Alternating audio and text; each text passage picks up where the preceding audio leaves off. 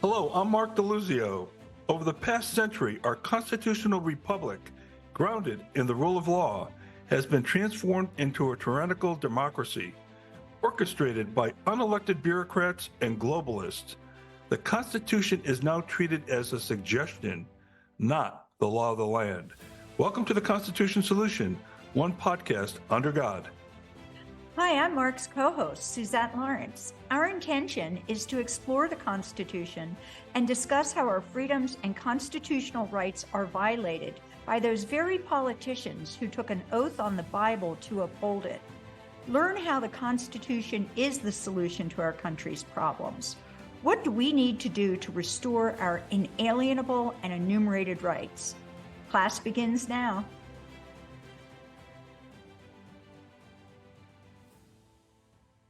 Hi, this is Suzette, and Mark is with me today, and we are going to be talking about Woodrow Wilson. And this is Woodrow Wilson Part 1. We thought this was a really important topic because he is known as the father of the progressive movement. I mean, and as we move through this Part 1 and Part 2, you'll understand exactly how impactful he was. So I want to begin a little bit with his childhood. Hey, Suzette, can I call him Woody? I have a real problem with Woodrow. I always call Woodrow. Yes, but I dislike him so much that I don't want, I mean, there it is. I just dislike the guy. And certainly as a president, but so I'm going to try and be respectful, but you go for it. We talked about him on our previous episode in the globalist one, and Woody, if you will, really set the framework for the demise of our government today in terms of what's going on, all the abuse, all the unconstitutional things that are going on, including agencies, including the globalist movement, the United Nations, all that stuff. He really set the table of future presidents like FDR. Big time FDR was a big globalist and did a lot of things that are the demise, and then followed by future globalists like Obama and even George Bush and his father. I mean, you go right down the list. He set the template, and you're right.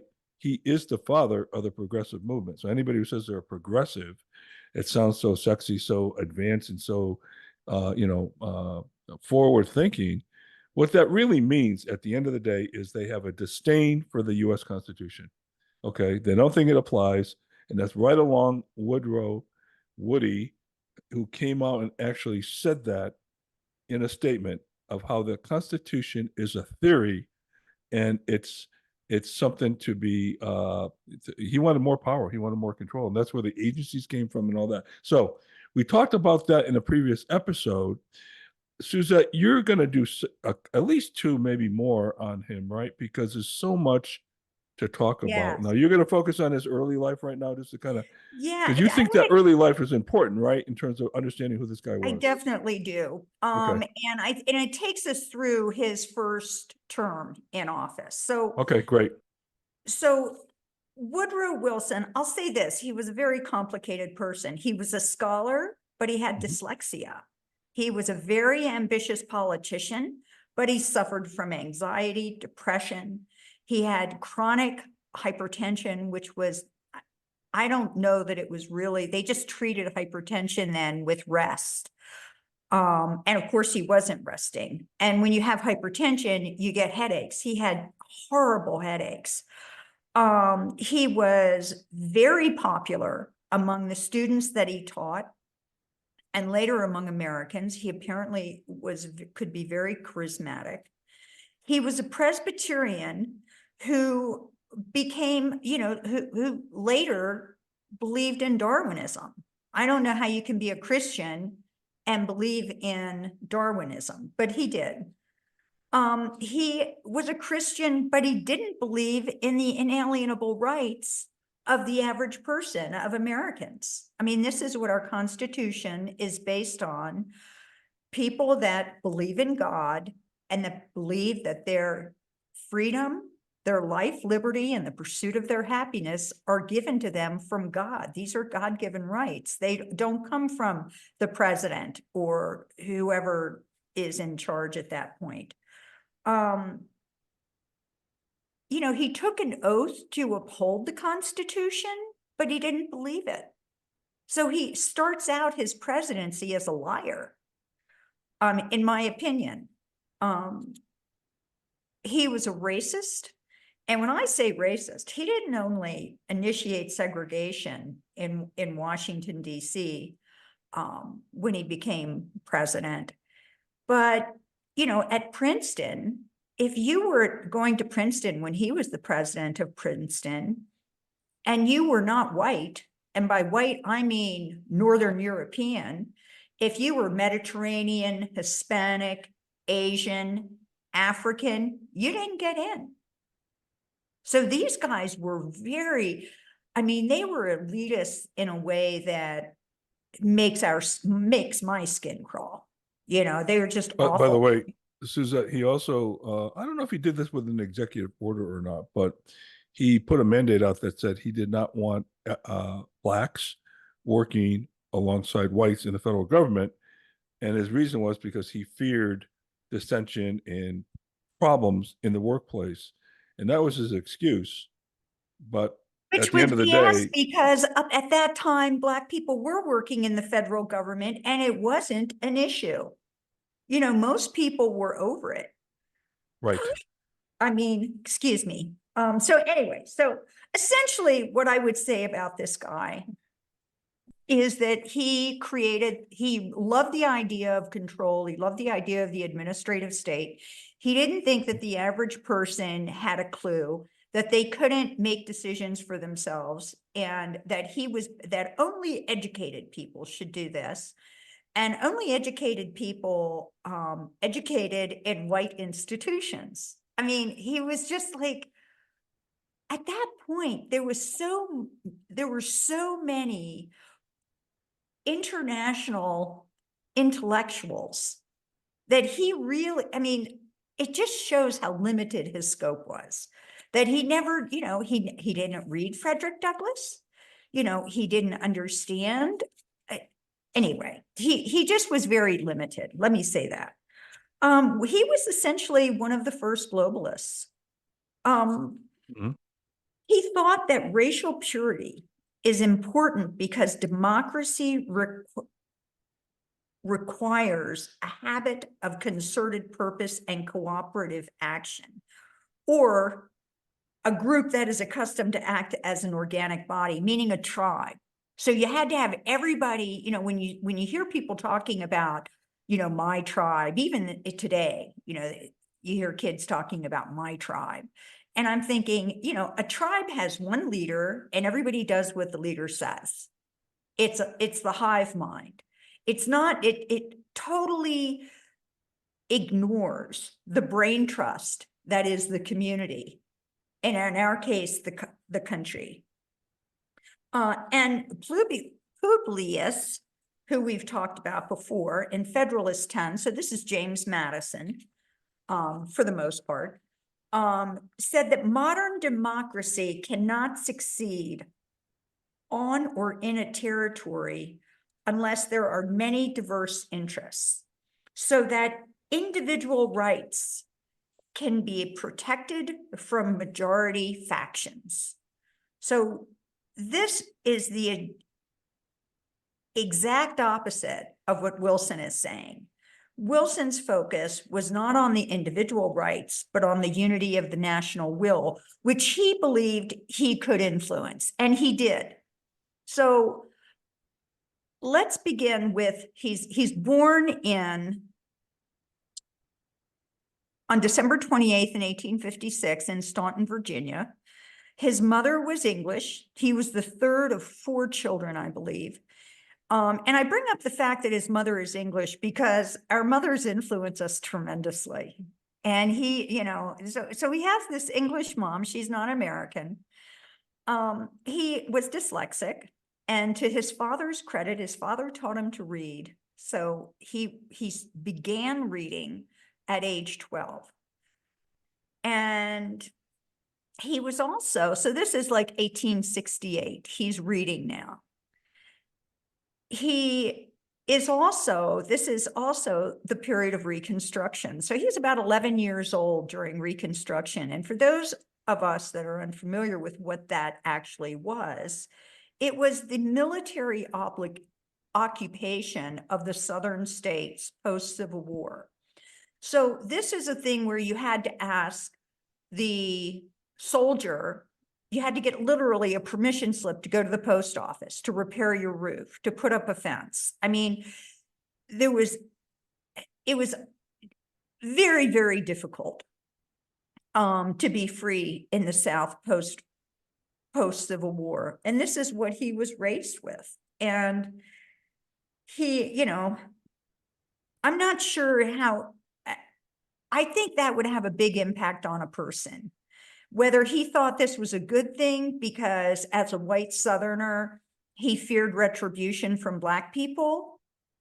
And this would go into his racist mindset. Like he thought that he glorified the Ku Klux Klan in one of his first publications, which was, what's the name of it? It's like The History of the American People, which he published in 1902 when he was, I think he may have just come to Princeton then. And he basically wrote volumes on a revisited history. You know, he dressed it all up. He made the KKK sound good. He is really just a very, I thought, he couldn't face things that were ugly, you know, and couldn't face, does that make sense, Mark?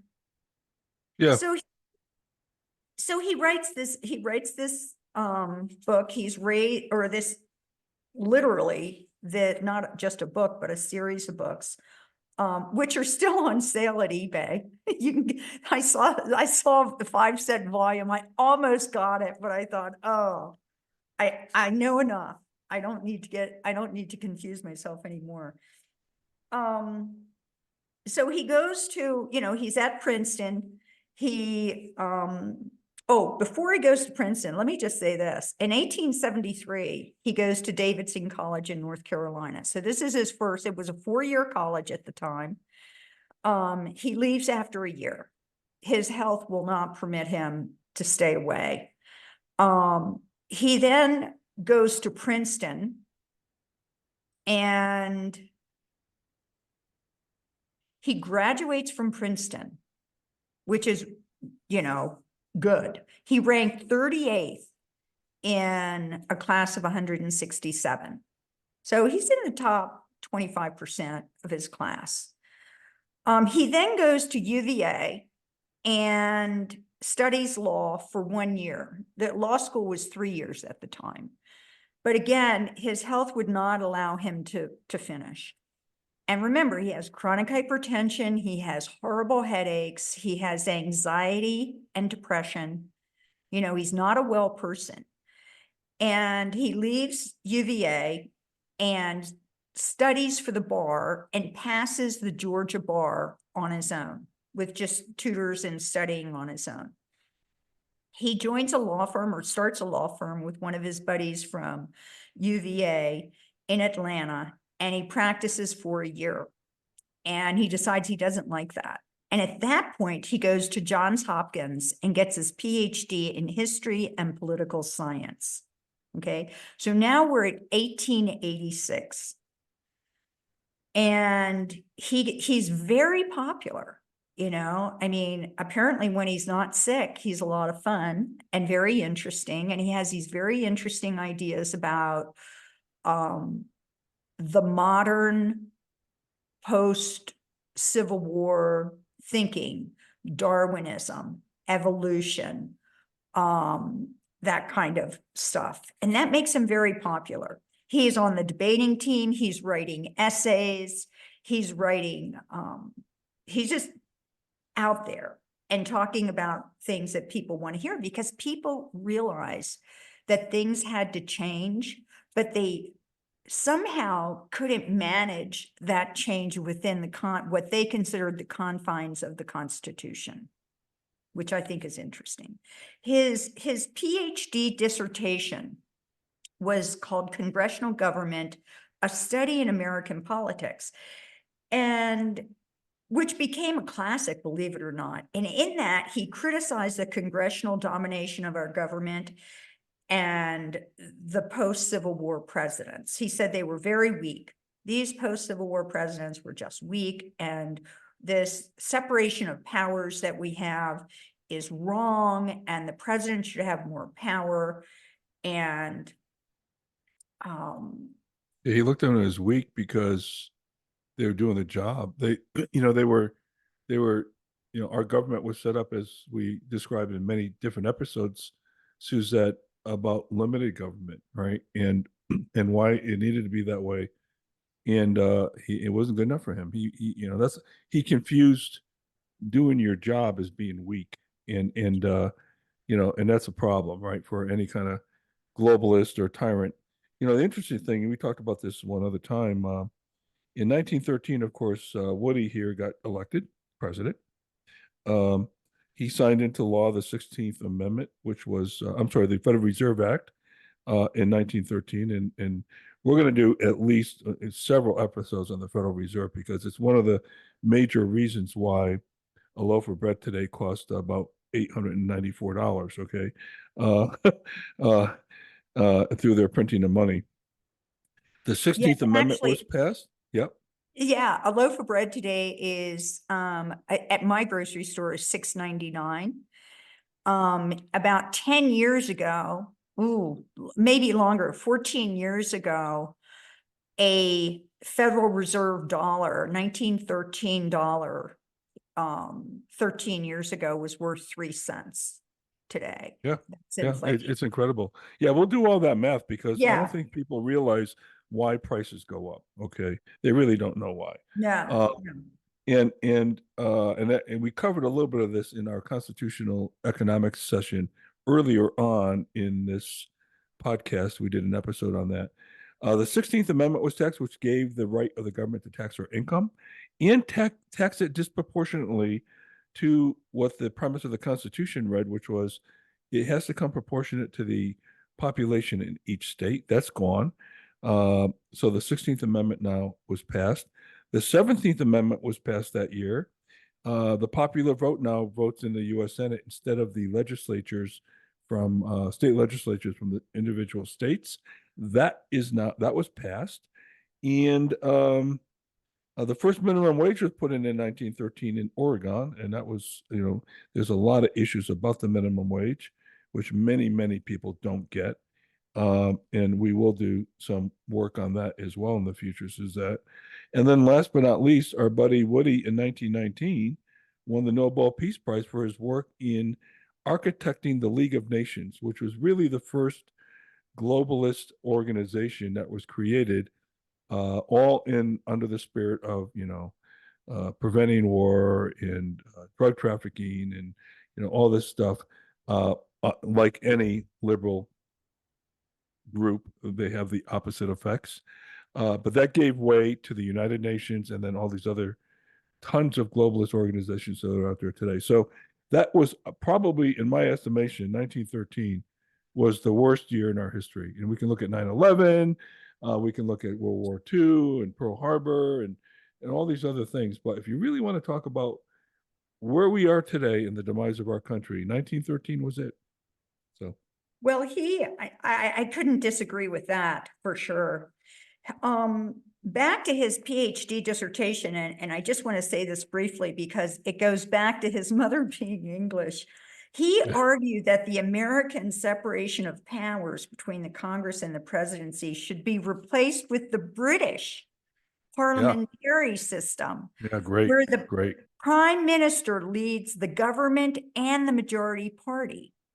So he hadn't even been to the UK. It's not like he didn't get there till like 1918, but he had this idea in his head that he liked the power idea. And he also did feel he had a sense of superiority, which was being influenced by at Johns Hopkins during, this was his dissertation. And, Johns Hopkins were the original eugenicists. I mean, this is where things like Yep. Planned Parenthood came from, and Yep. Margaret Margaret Sanger. Sanger Yep. and Margaret all of Sanger. those Yep. people. Hmm. So he, so we do see this reflected in his presidency, even though he backs away from constitutional change. I mean, if he had approached, well, anyway. So he taught. Well, the thing about the parliamentary system is, and whether he understood it or not, most parliamentary systems today, like in India and in England, if the parliament, which is the legislative branch, does not like the job the executive branch is doing, which is the prime minister, they can have a no confidence vote and kick you out. Well, that may be so, happening in the UK now with yeah, it will. George Galloway. Well, but the thing about it is that we did a whole episode on the checks and balances of all the things that got baked into our Constitution. The checks and balances between the three branches of government is perhaps the most important part of our whole Constitution. Now, people say, no, it's the Second Amendment and all that. Yeah, don't get me wrong. Believe me, that's important. Well, the Bill of Rights, but the Bill of Rights in general, but well, without the Bill of Rights, we wouldn't have had a country. But the checks and balances was so important to be able to control power, and that's now being abridged, of course, as we talked about the fourth branch of government, where the executive branch essentially is writing law now, which is not in concert with the founder's vision. But that alone was so huge, and these parliamentary systems can't get out of their own way. I went to India 4 times last year, and there is absolutely zero reason why the poverty that exists in India, but it's because of one thing: the government, and that's it. Okay, so you look at any country that's impoverished, and 99 million times out of whatever, it's the government's reason why they're impoverished. Okay, and that's exactly the way tyrants like it. Okay. they do indeed. And, and Woodrow Wilson was like a leader in that class. He, Absolutely. so we're up to like 1885 now. Okay. He's teaching he's graduated from Johns Hopkins. He's teaching at Bryn Mawr. And he's teaching political economy and public law. He goes on to become a professor at Wesleyan, and I think Wesleyan was in Connecticut at the time. Middletown, Connecticut. Yes. Yep. Know it well. And Yep. there, I thought you would. And there he publishes a book called The State. And The State was essentially, and this is an aside, but it goes to his character, was a book that was written in German by a German progressive, and he essentially plagiarized it. But here's the kicker. He wasn't fluent in German. So he got a lot of stuff wrong. So this whole, and he starts incorporating like his ideas with this German philosopher's ideas. So it's very interesting. Time out for a minute.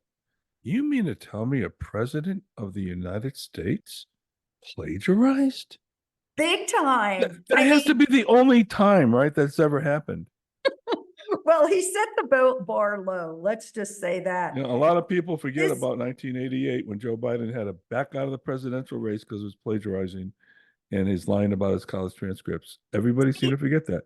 People, what in the information age, and this is where censorship, why censorship is back in such a strong way, is that when you have information, you can go to Google, and Google's a bad search engine, but you can go to Google and you can get a lot of clues about where the truth is, and you can start following the truth. Exactly. So they didn't have, well, anyway. So he, and The State, that book, The State, was very popular. He got the attention of all these Wall Streeters, all these bankers, the globalists, Industrialist. and they saw, oh, this is a guy that we may be able to work with. And they do. he decides to enter New Jersey politics in 1910. Okay. And did I mention that he becomes the president of Princeton in 1902? He becomes a president of Princeton. He publishes the history of the United States there, or the American people there. Becomes very popular. He's getting standing ovations. People are coming in. He's getting invited to all of these events. He gets invited to run, basically gets nominated to run for the New Jersey Democratic governorship. And he does, and he wins in a landslide. In 1912, he's nominated for the presidency. And he wins. And he doesn't win. He wins. Let's just say he wins. Because he did. He amends the way, the first thing he did, and this is what you were talking about. The first thing he did was amends the way that senators are elected. Yep. Now, the concept, originally, the founders wanted to have the legislative branch of each state running that state. And then they would pick 2 senators and send them to Washington. So you'd have 2 houses. We had the legislative branch, we had the House of Representatives in the Congress. So we have like congressmen that are elected by the people of that state. And then the senators would come from the legislative branch of their state to represent the state. So you have this combination of equal representation of the state as a state, and then of the people of that state, if that makes sense. He got rid of that. And now you have essentially, and that's 1913. Remember, that was the 17th Amendment. So they amended the Constitution in order to make all that happen. And again, right after the 16th Amendment, which was the right to tax our income. And that was unanimous. I mean, that was popular because we talked about this in a previous episode, Suzette, where everybody thinks this fair share phrase is new and clever. They were using it back then because how they hoodwinked the American people on that, and most wanted it, the income tax was, hey, those top guys aren't paying any money. Those Rockefellers and JP Morgans aren't paying their fair share. So we need to tax their income. And so Americans, like, the Pied Piper and the rats and all that following them, went to the poll. Yeah, we agree. We need to have that 16th Amendment because we need to tax and get their fair share. Okay. And that's how we got it. And people were behind it and they got hoodwinked. I'm sorry, they did. Well, yeah. And what's interesting, not to interrupt, I apologize for that, but what's interesting at that level too is he runs, his entire campaign was based on protecting the public from the exploitation of trust. So not allowing big business to monopolize. That was his whole thing. And that's where he got national recognition. And of course, big business has been known to monopolize. So his way of dealing with that was, he was going to be a trust buster. And that was very, very popular. So he had a lot of people now, that were helping him now at that, and got a lot of attention for that. But here's something interesting. Around that time, right before he runs, he meets this guy, Colonel House. And Colonel House was a political operative from Texas who was a behind the scenes guy. He never had a regular job in the administration, but he was he called himself Wilson's alter ego, Wilson's twin, if you want. And he went, he traveled around. He was friends with Wilson. They became very close friends, even though they didn't spend that much time together. But he represented the United States, socially anyway, all over Europe. I mean, he knew everyone. So he had a big influence on how Europe saw the US and on how President Wilson thought about Europe, because he would come back and report to him, right? So we have this guy who gets to the White House in his first term. His wife does die. His first wife dies. She had nephrotic disease, probably an infection or toxin or something that couldn't be treated. He changes the way that senators come to Washington. He enacts the Federal Reserve Act, which was supposed to stabilize the economy and the money supply, because we had a lot of boom bust cycles. What he doesn't, and this is where another clue to just how sneaky he was. The Federal Reserve Act got passed on December 23rd, 1913, when most of Congress had gone home for Christmas. You know, they didn't jump on airplanes back then. You know, they were like, you know, getting on the train to go back to California or Texas or from whence they came. But that's when it was passed. And it was to essentially create a private bank, not a national bank. There was a lot of discussion about how we shouldn't have a national bank. And I'm not sure, and I think it was in the maybe it was in the Welfare Act, where the Common Welfare Clause, where that's discussed, but there were reasons to not do it. But he actually allowed this to happen. And of course, that meant that the Federal Reserve, this private bank with private boards, with like these, you know, created these 12 branches around the country, that they would control the money supply. And it has not worked out so well, because you have, these are guys that get rich printing money out of thin air. They have nothing to back up the money with. For a while, they were using oil. So well, first they started with gold, and then they went to oil. That was like when, you know, after the Vietnam War, when President Nixon,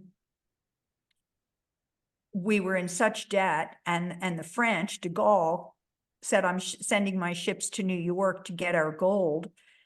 And they quote unquote closed the gold window. They essentially said, well, you know, yeah, Nixon stopped the gold standard in 72.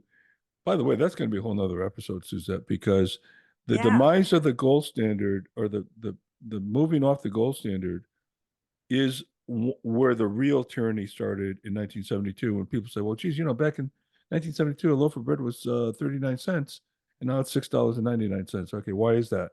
The gold standard was a big deal on that, but there was so much, to your point, leading up to the demise of the gold standard, including Teddy Roosevelt and Woody and all these other players, that it was inevitable that it was going to happen, and it happened. See, you know, progressiveness and liberalism, if you will, happens over time, right? They're not going to do it overnight.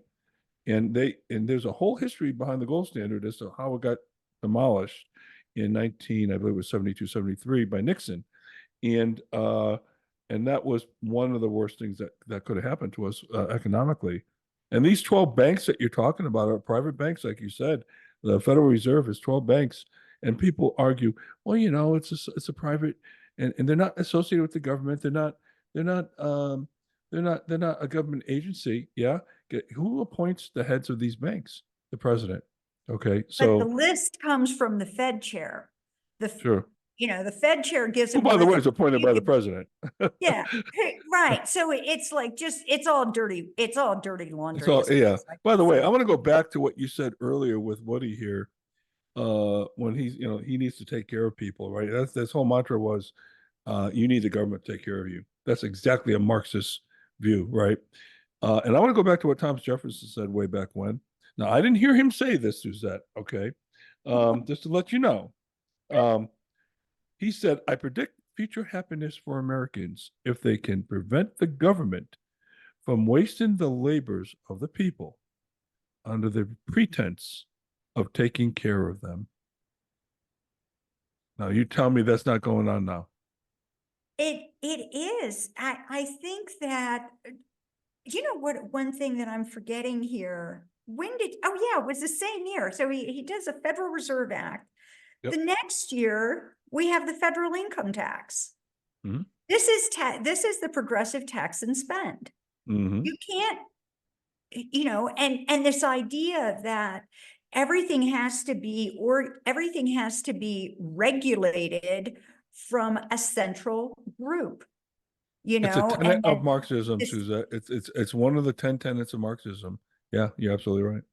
and this was it all started with, first they were just going to tax rich people. And so the poor people didn't care, didn't even know, because it's not like everybody was reading the newspaper or that everyone was that well informed, but it starts very low and it very quickly goes totally out of control because these guys now that they can tax and spend, they can start creating these different agencies. The Federal Trade Commission, was one, and this was a way to police unfair trade and business practices that were banned. It's essentially banned unfair methods of competition. Mm-hmm. Or deceptive acts or practices. On the surface, it looks like a good thing, but it requires money to regulate this. And now you have to have essentially a police force to go out and regulate this. One of the good things that happened was they started the child labor laws were enacted. Now, this is something that had started much earlier and not with Woodrow Wilson. So these are all things, keep in mind, guys, as you're listening, these are not things that he necessarily came up with. These are things that were in play that presidents before him wouldn't sign into law. Okay, because they were unconstitutional. And now all of a sudden they have this guy who's like kind of happy to sign all these unconstitutional things into law. So this is, why the Federal Reserve Act, Woodrow Wilson didn't think of this, but the people that wanted to take advantage of Woodrow Wilson saw it and brought it to him. Now, child labor laws, this is something that I actually do agree with. They were, at that time, children could, under the age, the law was that kids under the age, I think of 14 could not work in canning factories or factories or in workshops. And they could only, and when children did work, they could only work 8 hours a day. And the kids under the age of 16 couldn't work in coal mines and quarries. So I kind of, I think it's hard to argue with that. There are some things I think that make sense, but the hind end of that on the progressive side is that if you were caught, the company had to pay a 10% tax to the government. So they didn't necessarily, it wasn't like they looked at the problem and said, okay, what's the issue here? Why does this kid have to work? They didn't really necessarily get to the root of the problem and try and educate the child or do something, I don't know. They just tried to. Let's not forget though. So this is all window dressing, right? Virtual signaling. It was a notion that he had that had no teeth.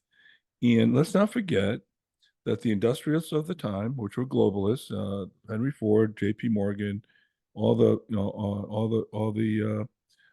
big globalists they were all globalists. Most were anti-Semites. And you said it earlier. You said, hey, they can manipulate this guy. Okay. So, that act went in place, but it was like, yeah, you can still do it, and they did. And no different than the U.S. Chamber of Commerce today wants cheap labor coming in, undocumented workers, or let's call them illegals.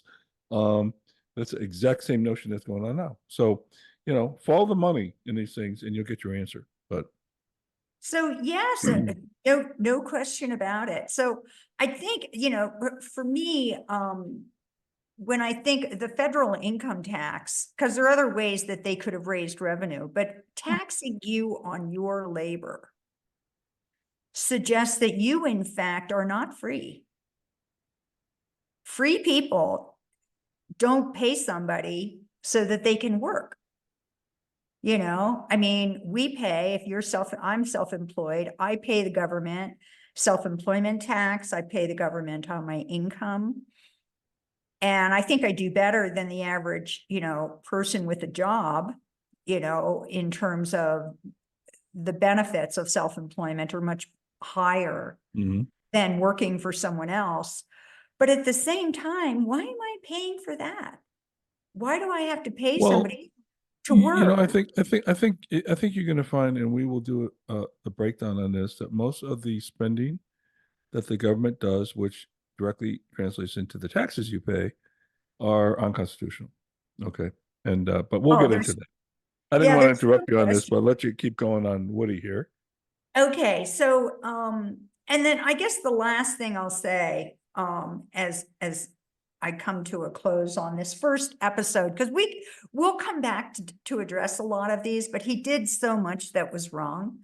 I want to go back to the Fed for a minute, because what they were essentially saying was that bankers and Wall Street were so frustrated with President Taft and his trust busting that the bankers really liked having the monopoly. So they persuaded Teddy Roosevelt at the time to run, splitting the ticket from President Taft, okay? And in splitting the ticket, that is how Woodrow Wilson won. So this splitting the ticket idea is very devious, isn't it? You know, and so they get Wilson in, and first thing he does, one of the first things is he institutes the income tax. He gives the bankers what they want. And he portrays himself as a champion of the people, a very modern person who's going to make better decisions for the American people because they just don't know enough to make them for themselves. Yeah, of course not. Yeah. You know, and this go back into you know, our discussion about Keynesian economics versus Adam Smith philosophies in which our Constitution was based on. And you know, I've never ever had a economist who was a Keynesian answer a simple question for me. If government spending is going to stimulate the economy, that's the whole notion of Keynesian economics, where do they get their money from? And when they take the money from taxpayers and spend it, don't they depress the economy equally when they take the money? Okay, so, and then they're not spending the money where they think it needs to, where you think it needs to go. They're spending the money where they think it needs to go. Okay, and so Keynesian economics and not letting that invisible hand of Adam Smith run was right along the lines of Woody here, in who wanted to have control of how we spend our money. And you're not smart enough, Suzette, to know where to spend your money. Okay, but he is, and the government is, and so we'll do that for you. And this is the danger of digital currency, which we'll talk about later down the line, and how every transaction, if that goes through, will go through the Federal Reserve, and they'll see every pack of gum that you buy at the 7-Eleven. They'll see every car you buy. They'll see every grocery you buy. They'll have a record of everything. Every 10 $10 you give to the guy on the street. That's right. You know, I mean, you want to give $10 to some woman sitting, I don't know how it is in Scottsdale. So maybe a little more upscale than it is here, but we maybe have maybe it's mothers. $15 here because we have high class homeless people here, you know. But you know, but the thing about it is this, okay, all kidding aside, you know, they will be able to control everything. your savings. So they can come to you and say, Suzette, we have to stimulate spending, okay, because they're trying to, you know, do something along the lines of making themselves look good. So you have until September 1st to use the first, $20,000 in your bank account. Okay. And if you don't spend it, it's going to be gone. Or they could say, hey, Suzette, we want to stimulate spending and we're going to give you $10,000 in your bank account to spend. Okay. Well, you know what that means? We just printed money and we just made inflation even worse. And a lot of people don't understand that inflation is probably the most dangerous tax there is because, if you have $10,000 in the bank and you're experiencing 15% inflation, the purchasing power 1 year later of that $10,000, even though your bank account might still say 10,000, is only worth $8,500. Okay, and that's what people don't get about inflation, and it is probably the most cruelest tax there is because, to your point, you already pay taxes on that money. Okay. Oh, absolutely. Think of this. Since the COVID spending, all the checks they sent out and all the money they printed to like 2 billion, I think, was just went to the drug companies, half of which they spent on their propaganda campaign, which was very effective campaign, bamboozled some really smart people. Oh yeah. Okay. Oh yeah. Yeah. That money is now creating a lot of the inflation that we're seeing. And in January, I listened to a report that said in order to maintain the standard of living that you had last year, you have to add at least $800 of income to your monthly Yeah. income. Yeah. So you Yeah. have to And come that's up with that's a an lot. additional 800. Yeah, that's a Think of lot. a That's family. that's 9 grand a year, 10 grand a year. That's a big deal. And that's Yes, that's about right. That's about right. And but I think going back to our boy here, Woody, well, I like to call him Woody. I You're, know. you're more polite than me, but he damaged our country so badly. I have no respect for him. I'm sorry. But basically, to sum this part up here, is a guy who wanted control. He was an arrogant elitist and globalist, very similar to what we're seeing today with Klaus Schwab and John Kerry and Al Gore and all these globalists who getting these minds together and talking about the world's problems. It's amazing how in one spot in this world, Davos, we can put together the best minds to figure out our problems as they fly in on the corporate jets and then chide you for driving your SUV. So these people are dangerous. The progressive movement and the whole notion that is being taught today, and as I told you before, I've had conversations with college students who they're adamant, hey, the Constitution is an old document and it doesn't apply. Not even being taught the fact that it's the law. And that's what they're being taught in these schools. Okay. And so where do you go with that? Well, wait till you get to part two of Woodrow Wilson and his second term in office and the end of his life. It is the bad story continues, and Well, the we price that will, yeah, we'll get world into paid. part two. I can't wait for that one. Um, so you're trying to tell me that I'm not going to like him any more after part two. Is that what you're trying to tell me? Yeah, if you thought the Federal Reserve and the income tax were bad, wait till you get to part two. Okay. He's quite the character. This Suzette, this was great. I think it's important to understand his background, as you said, to understand who this guy was and who this character was, and also how he got played, and Oh and uh, yeah. and and what's going on today with our government in that regard. So there's a lot of parallels and a lot of the pain that we're feeling today. The groundwork was set back in good old Woody Wilson's day. My mom was born in 1915. You know, and I think about that. She lived right. Obviously she's an infant, but she was there at that time and when this was all going on. She And was being imprinted during that time. So she may have been an infant, but she was being imprinted. yeah, she was. Yeah, she was. And even though she was an infant and didn't know what was going on, adults at that time didn't know what was going on either. And in a lot of sense, I think that's what's going on today too. So, but Suzette, this was great. So this was episode 19. Wood Woodrow Wilson, or Woody, as I call him, part one. And my guess you can do more than two parts, but he needs to be understood, and we will do more. And the other one we're going to do is Teddy Roosevelt, because these two were a tag team, if you want to think about it that way, kind of like a wrestling match. You ever see those tag teams?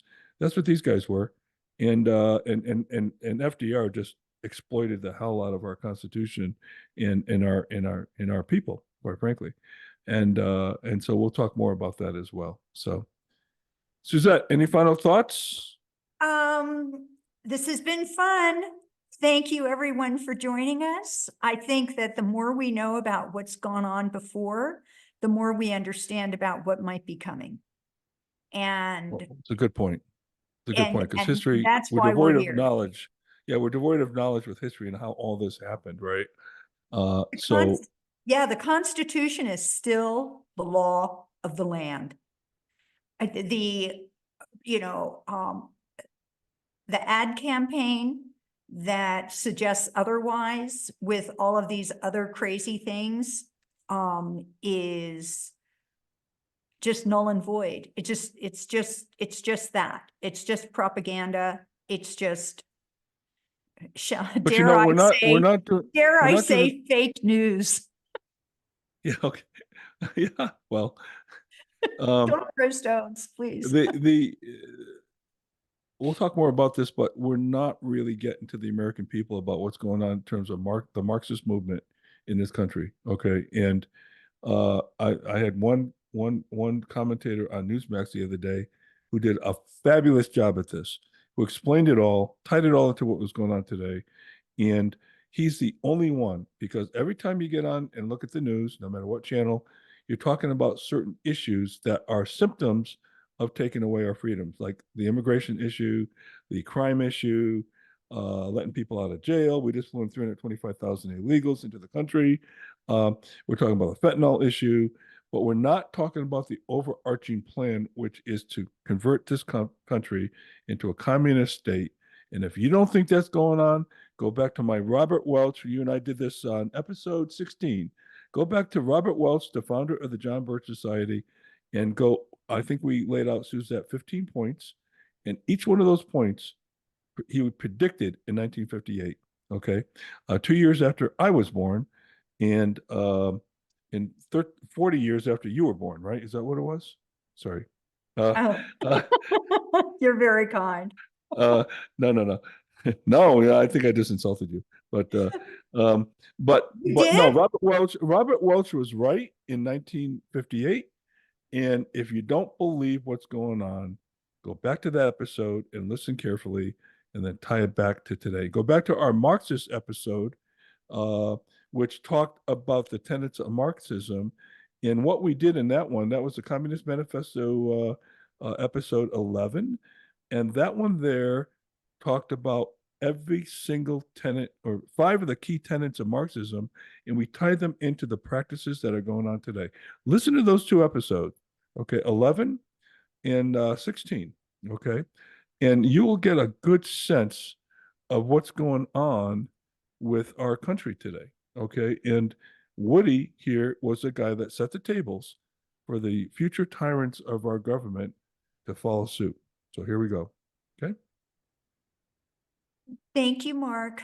This is Suzette, great job. I can't wait to part 2, and we'll get into that soon, and we'll go from there. Okay. You got it. Thanks, So everyone. Suzette Lawrence from Sedona, Arizona. Mark DeLuzio from Scottsdale, Arizona. We will see you next time. God bless you, Suzette. God bless America, and keep fighting. We'll see you next time. Bye, everyone. Thanks for listening to the Constitution Solution, one podcast under God, where we hold that strict adherence to the Constitution is the solution to most of our country's problems. You can find other episodes on our website at 1787solution.com, YouTube, Apple Podcasts, Spotify, and most other platforms. We're your hosts, Mark DeLuzio and Suzette Lawrence. Until next time, may God bless you, and may God bless America.